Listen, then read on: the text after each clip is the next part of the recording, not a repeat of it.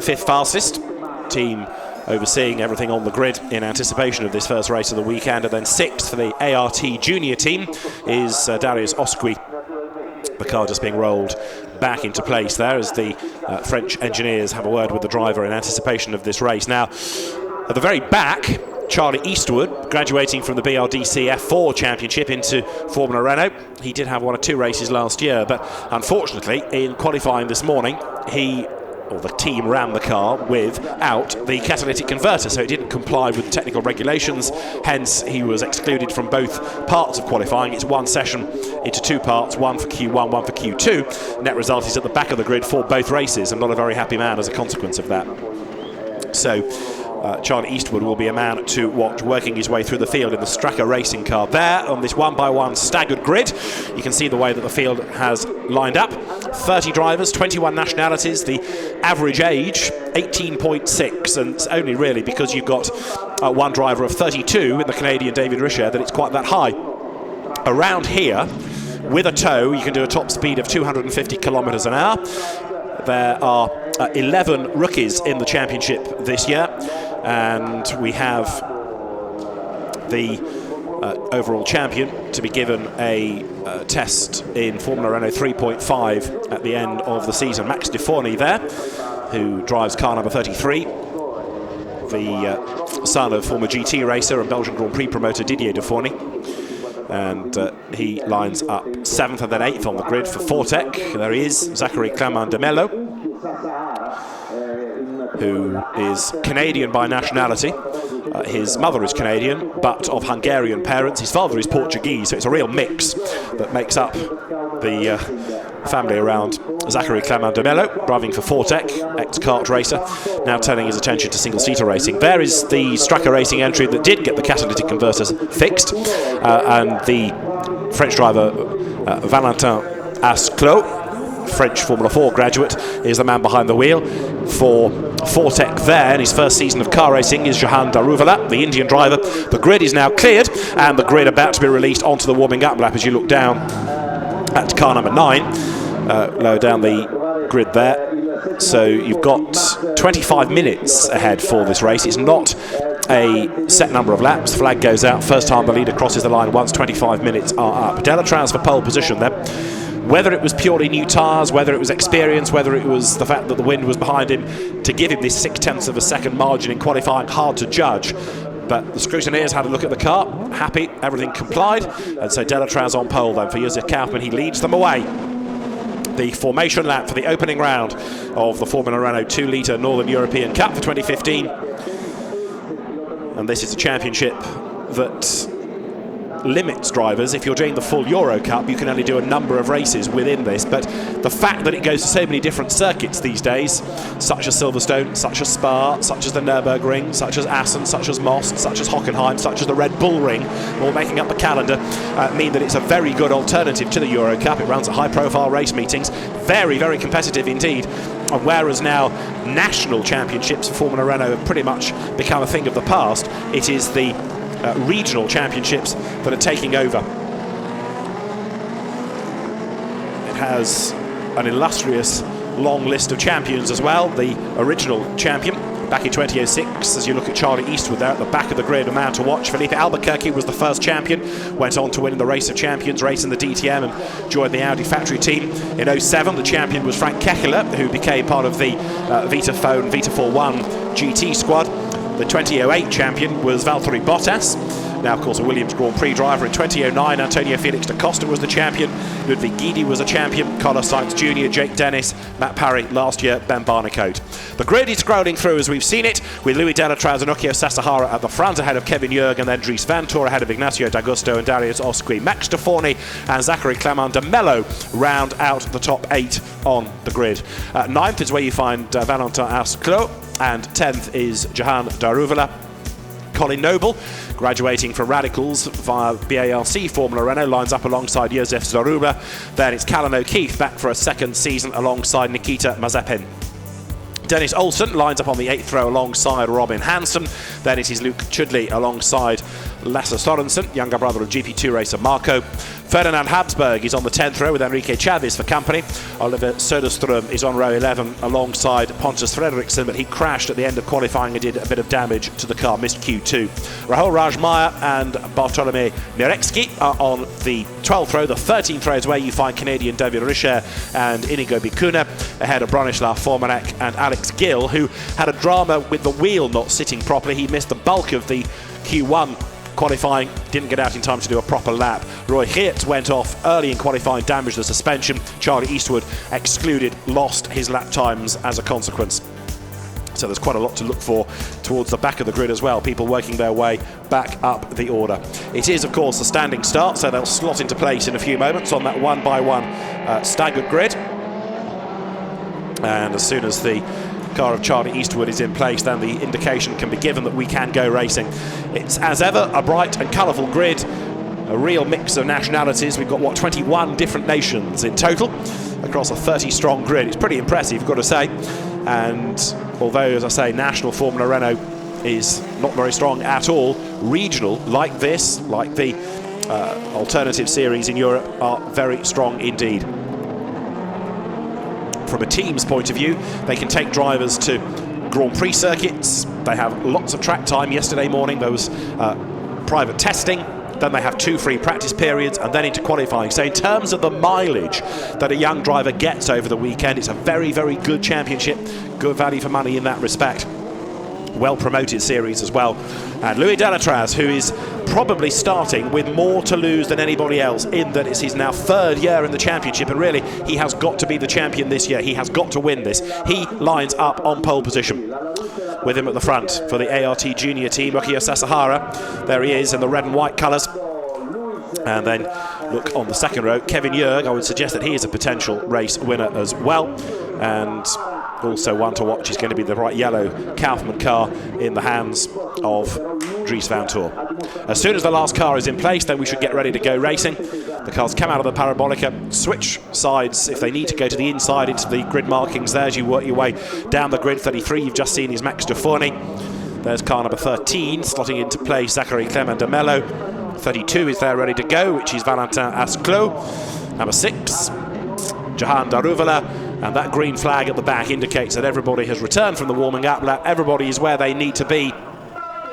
25 minutes ahead of us, but there's a yellow flag waving straight away. Are we going to have a start? It's the pole man who has stalled, I think, has got a problem. Louis Delatraz has got a problem. Do we get a start? Is it an aborted start? It is go, but a very confused getaway because other people have bogged down as well. Amongst them, Dries Van Toor and David Richer, I think, was slow off the line as well. Dries Van Toor slow away, but everybody weaving around. Now, we have had the cars released. The clock has started, but I think it's an aborted start. The clock, I would imagine, will reset. Yes, it's not a competitive start, but we only now get a glimpse of the board. There it is to say there's another formation lap because of the problems with cars stalling on the grid. So there you can see it. Some did get moving, others didn't. The yellow car bogging down was Dries Van Toor. So although the clock has started, suggesting that the race has happened, there's an extra formation lap. Now, whether the clock will reset or this extra lap's going to be counted within the 25 minutes, we'll have to wait and see. So they will reform on the grid. And all of this is because of, effectively, Louis Delatraz stalling, having to try and get the car fired up. Start was aborted. But from where we are overlooking the start line, can't see the lighting gantry, I'm afraid. And so we do get this extra formation lap. There it is confirmed. And the clock has reset on our timing screen. Not on the graphics on your screen, but on the timing screen it has reset to 25 minutes. So it will be a complete restart. Is that going to do anything to fuel an extra warming up lap? Monza is a pretty high speed circuit and they won't overfill the cars if they can avoid it because it's extra weight. So just wonder whether this might have an impact or not come the very end of the race. We'll have to wait and see. So, as you were, Louis Delatraz leads them away. Now, I'm assuming he's going to be allowed to remain on that pole position. He was effectively the cause of the extra warming up lap and the delayed start, but I'm not conscious of any officials standing where he should have been or giving him any penalty, so he will slot into place at the front and then we should be good to go. Really frustrating for all the drivers. You get them all psyched up one or two nerves jangling, and then they have to go through it all over again. For many of them, first ever car race, so keen to get on with this. So the drivers generating warmth into the tyres. You can see them weaving around all over the road. Michelin tyres on which they run. Michelin, the traditional partner for Renault Sport Championships. The series now an FIA authorised series as well. The FIA has to sanction the series because it is a regional series and therefore has a number of races outside of the homeland of the promoter. So as the cars head towards the line, there, hopefully this time not to get a problem, is Louis Delatraz. He was able at least to get it all fired up. Now do the drivers go back to their grid positions? What about Delatraz? Is he being told to stop at the back? I think he is, isn't he? Yes. So Louis Delatraz, no, is allowed through. I thought the indications to the marshals were, stop here, you're going to the back now, but he does go to pole position. There's one regulation, of course, that says if everybody goes past you, you must start at the back. Not everybody did, but as I say, it was his error that forced this extra warming up lap. But anyway, the marshals there have let him go through. The field does slot into place, and so we should now be ready for a second effort to get the race underway. Looking back down the grid, cars slot into position, and as soon as the last one is there, namely Charlie Eastwood, I'll have another go at this. So Louis Delatraz is the man on pole position. With him at the front of the grid, Ukiya Sasahara, as Colin Noble slots into place there. At the second row of the grid is Kevin Jurg, and then Dries Vanthoor, who also hopes for a better, less confused start this time around. So the drivers slot into place. The start line much further down the pit straight than the timing line, the finish line, and so the front of the grid just to my right as they are halfway down the pit straight.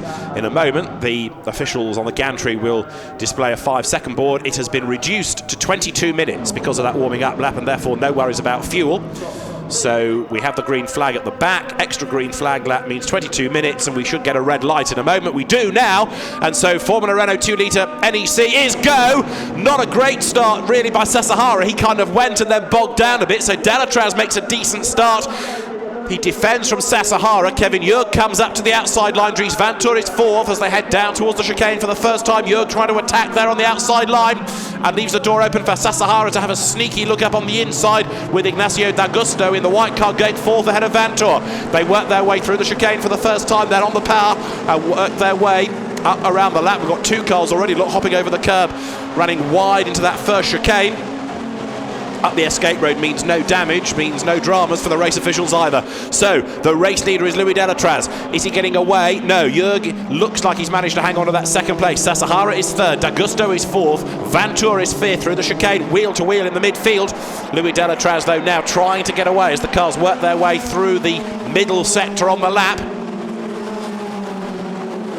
The field turning its way through then with now Delatraz starting to get away, and the man that's going backwards, I'm afraid, is Vanthoor. He started fourth on the grid. He's lost a couple of spots already because not only has D'Agusto got ahead of him, but I think also Osqui has gone through as well. Darius Osqui, as the cars now work their way once more down towards the Variante Ascari, but this time it is in a proper race situation.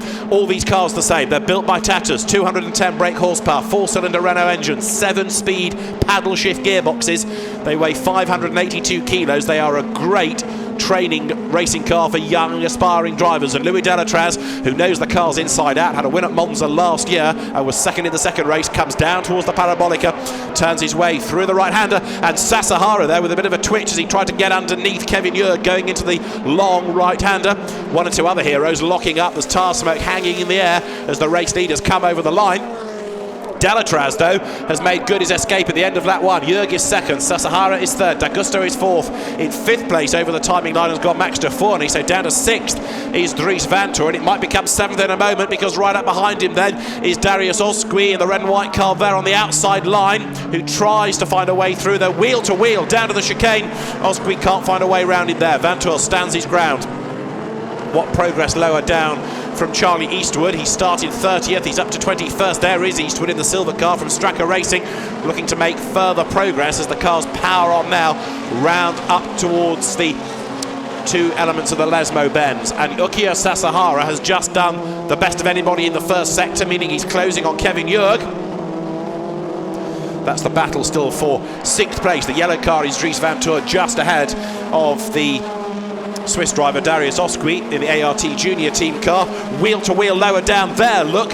Diving towards the first of the Lesmos. Up on the inside was Max de Forny, and one runs way wide ahead of him, clatters all over the gravel, all over the curb. It is all happening, isn't it, in this opening round of the championship? 1 or 2 drivers here with a real point to prove. So, we're on lap 2, but it's not a set number of laps, don't forget. It is a timed race, 25 minutes. The flag comes out the first time the leader crosses the line after the elapsed time is completed, and we're down to 22 anyway because of the extra green flag lap. Good fight there as 27 Rahul Rajmaya dives up the inside of traffic. You've got Josef Zaruba in that little contest as well. Down to the parabolic it comes the race leader, but Louis Delatraz now getting away, and in fact he's done the best middle sector on this lap of anybody else, so he's keen to build the advantage. Colin Noble on the outside line losing out there, look, as they turn their way round the parabolica. The British driver who went from Radicals into the Formula Renault BARC Championship losing out. Callan O'Keefe, a man in a big hurry, trying to get up and past him, and has now done so as they come over the timing line. 18 minutes remain. Race leader Delatraz now 1 second clear of Jörg. Sasahara is still 3rd. D'Agusto is 4th. De Forny is 5th. 6th is Van Toor. 7th is Osqui. In 8th place now it is Daruvala. 9th is Callan O'Keefe. And in 10th place Zachary Clement de Mello. And we're getting a drive-through penalty for number 14, which is Louis Delatraz for not respecting his grid position. So does that indicate that he should have been at the back after all? That seemed to be what the marshals wanted him to do. He went to the front, and so Delatraz gets a drive-through. He leads the race, but he's about to have to sacrifice that. So that means that the situation between, somebody off at the chicane, between Jörg and Sasahara is going to become the lead battle. We're on lap 3. The race situation is going to change radically in a few moments' time. There's one straggler who's just gone over the timing line, and that in car number 8 is Luke Chudley. There's one that we lost on the opening lap, Robin Hansen, and there's somebody else that we've lost in a big cloud of gravel. Peering through to try and find a number, it's Pontus Fredriksson, who crashed in qualifying. He's got off the road in the first race as well. It's not a good weekend for him. So Louis Delatraz leads on the road, but he's about to have to give up that position, and so Kevin Jörg is going to take over the advantage. Replay here of what happened to Fredriksson, I suspect. Let's have a look. Touch of wheels, no, not quite, but he got forced, didn't he, out over the white line, and once he was on the grass he just lost traction altogether and spears off into the barriers. Right, Delatraz has stayed out. Now, whether or not the team is arguing about this, don't know. The message has gone off the timing screen, but Louis Delatraz stays out there. He leads the way ahead of Kevin Jörg, ahead of Ukiya Sasahara. Here you've got Dries Van Toor trying to fend off Darius Osqui as they come down to the chicane. 16 minutes, as you can see, still to run. Field turning its way for the 4th time around this tremendous circuit, and even in slicks and wing single-seaters, Monza, like Spa, is able to generate lots of overtaking because it's a good circuit in which you can get a tow. Sasahara lapping quicker than Jörg, who is there in 2nd spot, but in real terms the race leader, although the fact that this penalty has not been taken and the message has gone off the screen does make me think there's a bit of discussion going on between the race director and the team that operates Delatraz's car, namely Josef Kaufmann Racing. He's leading at the moment by 1.5 seconds, and there is 21 off the road, which is Enrique Chavez. That's at the chicane, I think. They pulled him out of harm's way. Chavez was 20th, having gained a place on the last lap. He might be able to rejoin from there as Delatraz turns his way down to the Valiante Ascari, keeping at bay Kevin Jörg, keeping at bay Ukiya Sasahara. Those gaps opening up a little bit now. 4th, you can see, is Ignacio D'Agusto for Manor MP Motorsport. Then 5th, Max de Forny. And de Forny, somebody else doing a pretty impressive job here. First season in this championship, he drove in the 1.6 litre Formula Renault series last year, did Max de Forny. Heading down to the Parabolica then at the end of lap number 4. Just under 1/4 of an hour of the race remaining, and there you can see another little scrap shaping up nicely. Colin Noble is at the back of it. Turning through ahead of him is the situation between Zachary Clement de Mello and also got Dennis Olsen in that little train. Those two running together as across the timing line Goes the race leader. He stayed out for another lap. 1.6 seconds is the advantage. Zachary Clement de Mello comes up on the outside line. Tries to attack on the run down towards the first chicane. Dennis Olsen defends on the inside line. De Mello locks up, and up the inside comes Colin Noble in the black and red car there. They almost interlock wheels. No change in the order, but it's Dennis Olsen that drives away from that with an increased advantage as they almost fell over themselves behind him. So Delatraz stays out. The message about the penalty has gone from the timing screen. Has that been rescinded? Is he going to be allowed to stay out? Plot thickens. We haven't had any messages saying that the penalty is gone, but he's not taking it. He's had 2 opportunities to dive for the pit lane. And if he doesn't take it, there's going to be some discussion amongst the other drivers, I would have thought. So the race leader, Louis Delatraz, continues on his way. There he is, heading down towards the Variante Ascari. He's done the fastest lap of the race.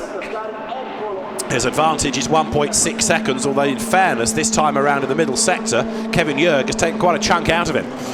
Now, is Delatraz trying to stay out till the last possible moment before he takes the penalty? Is he trying to build up as big a gap as he can so he will sacrifice fewer positions? That could be the game plan here.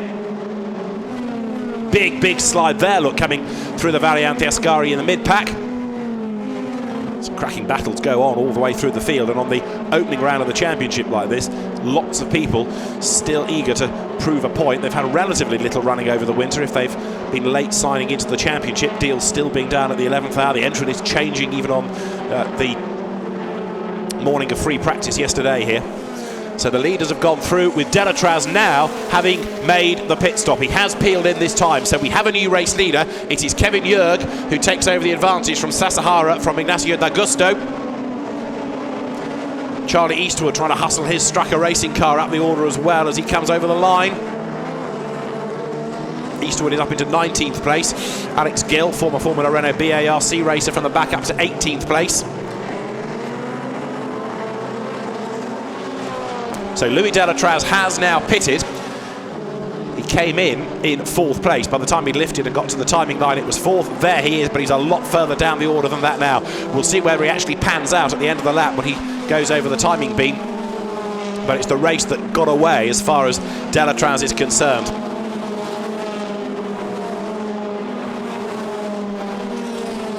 See the way the order is. 19th at the first sector is Delatraz, so 19th place he has rejoined, and that gives him a huge amount of work to do.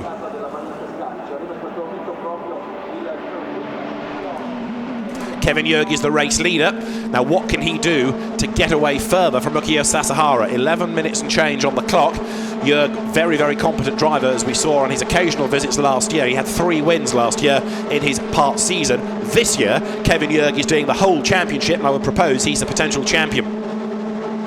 31, Charlie Eastwood, the Irishman, goes through. Somebody's lost a wing end plate there. It's going to affect the aero of the car slightly. Charlie Eastwood's progress 19th at the start of the lap. So as far as Josef Kaufmann's team is concerned, lose one but inherit one, because Delatraz for the team loses the lead. Kevin Jurg picks it up. Over the line he comes into the second half of the race now. 22 minutes, remember, it was reduced to. Through goes Jurg, through goes Sasahara. The gap 1 second. Third now is Ignacio D'Agusto. 4th is Max Stefani. 5th is Dries Van Toor. 6th is Darius Osquist. 7th making progress, Callan O'Keefe. 8th is Jahan Davila. In his first season of car racing, first car race, it's not a bad effort this by Jahan Daruvla. 9th is Max Olsen. 10th now is the Frenchman Zachary Clement de Mello. There's more interlocking of wheels almost at the chicane there as the cars wriggle their way out and up towards the fast right-hander now. Speed building all the time through the Rettifilio. Max Stefani in 4th place, hunting down Ignacio D'Agusto for 3rd. And here, almost 3 wide as they dive up towards the second chicane. Charlie Eastwood trying to make further progress in his Strucker racing car. 32, Valentin Asclot goes through. He is on the back now of Nikita Mazepin, the Russian driver. He's the youngest driver as well, Mazepin, at 16 years of age. Born in early March 1999. Leaders go out of the Variante Ascari. Is that gap coming down in the first sector? Yes. In the second sector, no. So in other words, it's rather elasticated, and Kevin Jörg is doing enough to hang on to that advantage.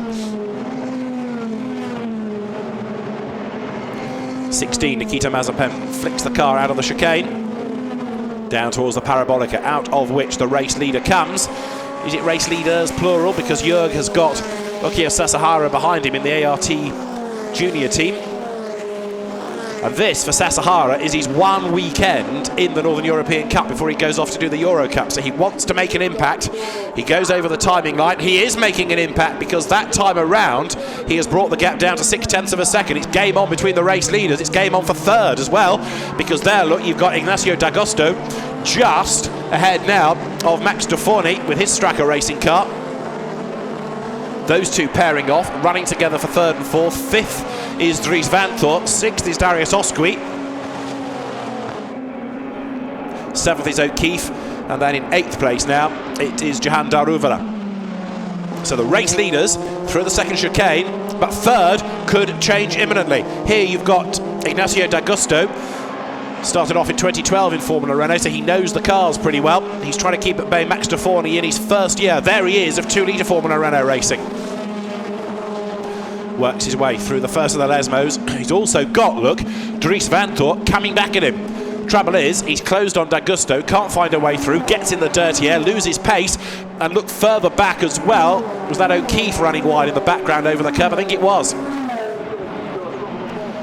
8 minutes to go and counting. Leaders come now through the Variante Ascari.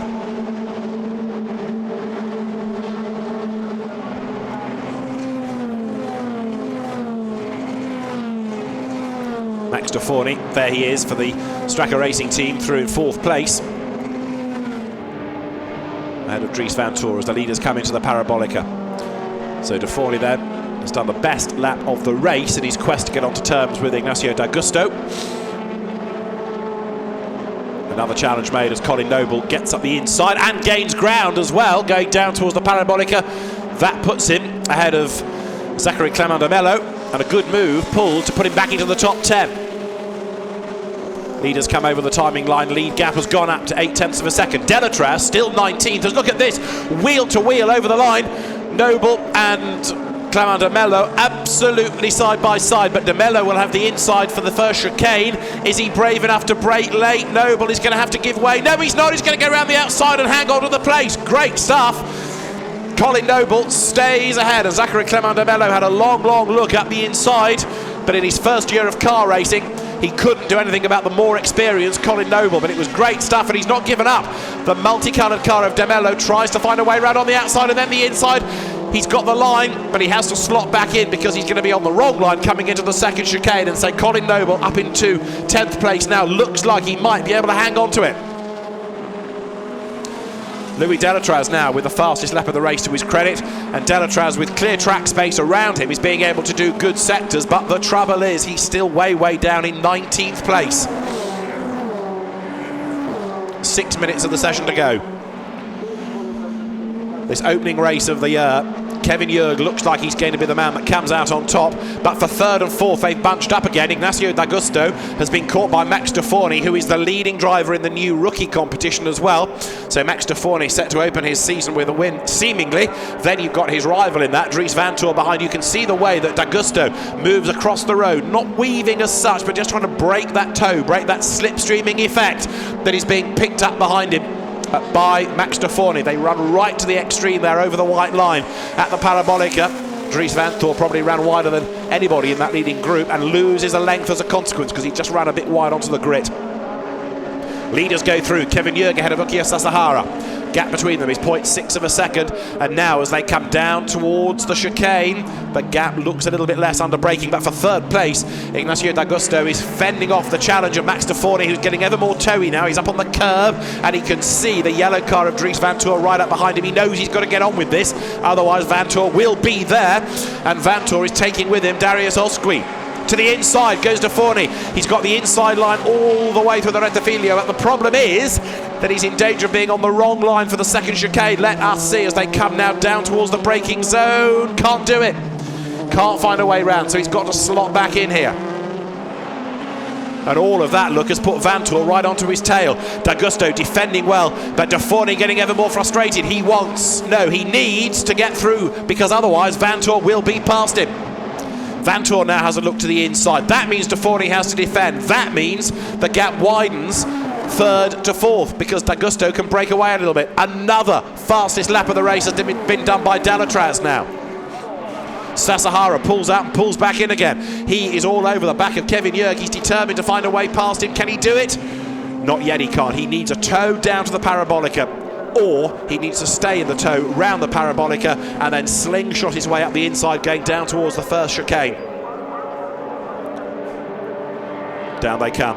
Jurg with just 0.6 of a second in hand. 4 minutes just under remain. They're going to get 2, maybe even 3 more laps out of this, depending on where they cross the line relative to the clock. Here they come over the safety car line, and then the timing line now with 3.5 minutes to go. 2 more laps, I would suggest, this and 1 more. Race leaders, nose to tail. Sasahara getting ever more committed to this. For third, Ignacio D'Agusto is still ahead of De Forny, who now tries the outside for the first part of the chicane and runs off the road. Hops back on, but he's going to have to give the place up, surely, because he's gained an advantage by running off the road there. Leaves the door open on the inside for D'Agusto to come back, but he doesn't want Dries Vantor to get up the inside of him. He slots back in. He's done exactly the right thing. Fair play to Max De Forny. He defends from Dries Vantor. This is the lead battle. Sasahara now does commit. He has a look on the outside, but he can't find a way through there.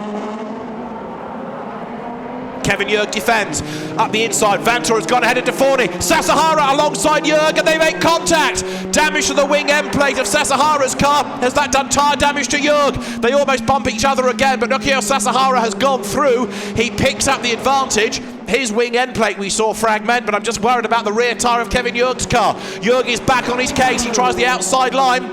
The aero will be affected on Sasahara's car because of that contact with 2 minutes to go. There's going to be time enough for 1 more lap. Sasahara leads, but with damage. Jurg is there in second place. Can he fight back now? They come out of the final chicane, the Variante Ascari, down towards the Parabolica. So we have a new leader. We've also had a change behind because Vantor, trying to get past De Forny, ran wide and has lost out to Osqui. Penultimate lap then, contact between Sasahara and Jurg. Sasahara takes over the lead, and Jurg dropping back a bit now. Just makes me fearful about this tyre. Has he picked up a slow puncture? You can see the way the gap has opened up. Onto the last lap they go. So Sasahara leads the way. Jurg is second. D'Agusto now is third. De Forny is still fourth. 'Twas ever thus. Osqui is up to fifth. And sixth is Dries Vantor. But going down to the first chicane, there's a big lock-up, and that I think was Jurg. And also there's a place change imminent here because Callan O'Keefe is up the inside of Dries Vantor, and he goes through. A place change on the last lap of the race. Callan O'Keefe, the South African, into the top 6. Now, what has happened within that leading battle? Again, if Jurg's got a tyre problem, that would have accounted for why he locked up, and you can see how much time he's lost there. It looks as though Sasahara got away with it. Yes, there is a puncture. The tyre is going down. You can see the balance of the car has all shifted, and the front left is in the air. Kevin Jurg has got a puncture. It's gone down, and so now, there it is. You can graphically see it. He's limping to the line. He's picked up that slow puncture, as I feared. And so now he's limping his way round on this last lap of the race, but he's losing place after place after place. Kevin Jurg watching his race disappear. Now, was it a racing incident between him and Sasahara? Is anything going to be done post-race? It can't give Jurg his victory back because, of course, he's losing all these other places. But for now, provisionally, Sasahara leads the way up into second place. Ignacio D'Agusto, Max De Forny third, and this is the battle for second place coming down to the last corner. What a race. It started with controversy over Delatraz and his grid position. It ends with a bit of a talking point, to say the very least, about the contact. Sasahara with bodywork damage, but more significantly, it's tyre damage to Kevin Jurg. Here they come, up towards the line. It is going to be a win on the road for Ukiyo Sasahara. He wins the opening round of Formula Renault NEC, second over the line. It's going to be Ignacio D'Agusto, but only just, because right with him at the end is the winning rookie, and that is Max De Forny. In fourth place comes Osqui, fifth is O'Keefe, sixth is Vantor, seventh is Dennis Olsen. 8th across the line is going to be Jahan Daruvala. 9th is Colin Noble. 10th is the youngest man on the grid, Nikita Mazepin. And where is Kevin Jurg? He has yet to come through. He may even have parked it, but Kevin Jurg limping to the line. He led for the bulk of the mid part of the race, and he has still not got across the timing line. He's in the pit lane, tumbling down the order, I'm afraid, on that classification, because he's pitted, and therefore he'll cross the timing line in the pit road, but in so doing, I'm afraid, is shown as being 23rd. All because of contact on the penultimate lap with this man. A very happy Yukio Sasahara. He wins here at Monza. He did drive here last year. He was second at Monza in last year's championship, and this is his only weekend of the season before he goes off to do the Euro Cup. Well, Kevin Jurg may well be glad to see the back of him after all of that rather robust racing. So Yukio Sasahara, it was his left front wing that rubbed against the right rear of Kevin Jurg's car, did the damage. Punctured the tyre. Sasahara escaped, and Jurg definitely did not. So big disappointment for him. So the field will make its way towards Parc Fermé. The winning driver, and indeed the winning rookie, will then head to the podium. One more race here this weekend, and that is tomorrow morning for the Formula Renault NEC. The 2-litre drivers will race tomorrow at 10:30. But a very lively start to the championship season, that's for sure. Extra green flag lap means 22 minutes. Contact between the top two. Poleman gets a penalty for not starting where he should at the back of the grid. High drama. But in between all of that, some very good racing indeed. And proof that you can overtake, you can get stuck in slicks and wings single-seaters. The cars that aren't required for the scrutineering and podium ceremony will go down towards the paddock through the gate on the back straight. And so Yukio Sasahara, Ignacio D'Agosto and Max Stefani, who's also the winning rookie, will go into the pit lane and then to the podium. So Sasahara might have a bit of explaining to do. Certainly from the Josef Kaufmann Racing team's point of view, I suspect they will have a very earnest discussion, because as far as they can see, that contact has caused a win to go begging. But you could argue that Kevin Jurg shouldn't have lost the time to give Sasahara the opportunity to challenge. Down the pit lane they come. 2 races here this weekend, then the championship moves on to Silverstone, goes to the Red Bull Ring, to Assen, then to Spa. Championship also will go to the Nürburgring, and it finishes at Hockenheim in October. Not all of its races are with Blancpain. Supports German GT and truck racing and all sorts of things, but the cars with a busy season ahead, and it remains, as I said earlier on, a tremendous championship from which to find stars of the future. And there, Yukio Sasahara, it may have been a rather robust way that he got the lead, but get the lead he did. And the team, with appropriate head of tyre, celebrate with their man. The officials there ready to whisk him up towards the podium. Very happy Yukio Sasahara. I suspect the mood in the Josef Kaufmann camp is rather different after all of that. So ART Junior team wins from Manor MP Motorsport, and then Stracker Racing taking 3rd. Well done. Courtesy of Max Stefani, behind Ignacio D'Agosto. Will you come with me? All 3? Yeah? Come with me, says Carlo Deming, to get the drivers up towards the podium. And as soon as everybody is ready, then we can have the celebrations. Werner Eichinger is the permanent race director for this championship, and I suspect he's going to have a busy half an hour or so now. There's the Delatrade situation to unravel, and there's also whatever happens between Sasahara and Kevin Jurg. Well, let's hear from our winner. With OJ Borg is Yukio Sasahara. Yukio, congratulations, a great race. Yeah, thank you very much. Talk me through the race. Yeah, actually I made a big mistake on the start, and it was making me quite tough race. But then the car was fantastic. The team made a very good job, And then lap by lap, I knew that the Kevin is going slow down, and I was getting faster. So I was thinking where I should pass him. But then the chance came, and when I into the race mode, I was inside, so I can't move anywhere. So I'm sorry that hit him, but it's no choice for me as well. So at the end, yeah, we are on P1, so the first race with the ART. So thank you very much for all supporters and teams. Do you think that just shows you that you've got the winning mentality, that you can come through that start and still get the win? Yeah, I think first of all, when I made a mistake on the start, then I was like, gonna be tough. But lap by lap, I just keep calm and just push. Well, Ugo, congratulations. Good luck for tomorrow. Yeah, thank you very much. Thanks to OJ Borg, who's looking after interviews for us. The point is that tomorrow we have the second race, and interesting to hear one side of the story. Let's look at the results then. We've got 12 laps of racing in, and Ukio Sasahara crossed the line first, 5 seconds ahead of Ignacio D'Agosto. Max Stefani third, top rookie ahead of Darius Oskwi. Callan O'Keefe fifth ahead of Dries Van Tor. Then Dennis Olsen seventh ahead of Jahan Daruvala. Colin Noble ninth after his battle with Nikita Mazepin. Zachary Clement de Mello was 11th, and in 12th place it was Lasse Storensen. Let's have a look at the highlights of the opening round of Formula Renault 2-litre NEC.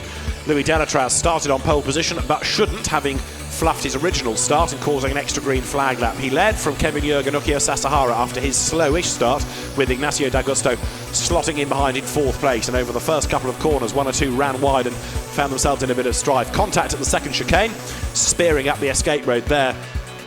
But thankfully people getting back on. Not so fortunate though after being forced onto the grass. Pontus Fredriksson, his second accident of the day. 3 wide, the 3 teammates ran as they crossed the line lower down the order. Colin Noble seemed to find everybody to battle with. This move was an impressive one up the inside of Zachary Clement de Mello, going around the Parabolica. Up front, Kevin Jorg's lead was evaporating. Ukio Sasahara was getting closer and closer and closer. Others weren't so fortunate lower down the order. A spin for Inigo Vicuña, the Spanish driver, wrong slotting at the second chicane but rejoining. The battle between Noble and De Mello raged on as they came wheel to wheel over the line. Other battles lower down as well. For third you had Ignacio D'Agosto alongside Max Stefani, who thought he'd made the move and made it stick, but it wasn't to be. Noble was still busy squabbling and he went round the outside at the chicane and finally secured 9th place. But then for the race lead, Sasahara at the inside. Jurg tried to defend, it was too late, he chopped across the front. Sasahara had damage, but it was the punctured tyre for Kevin Jurg that was more significant, and so Ukio Sasahara was able to escape and he came through to score the race victory. An impressive drive by Ukio Sasahara to win by, in the end, over 5 seconds, with second going to Ignacio D'Agosto and third to Max Stefani. So, race honours to Ukio Sasahara. That was round 1 of Formula Renault 2-litre NEC. There is more to come tomorrow at 10:30 from David Addison. Bye-bye.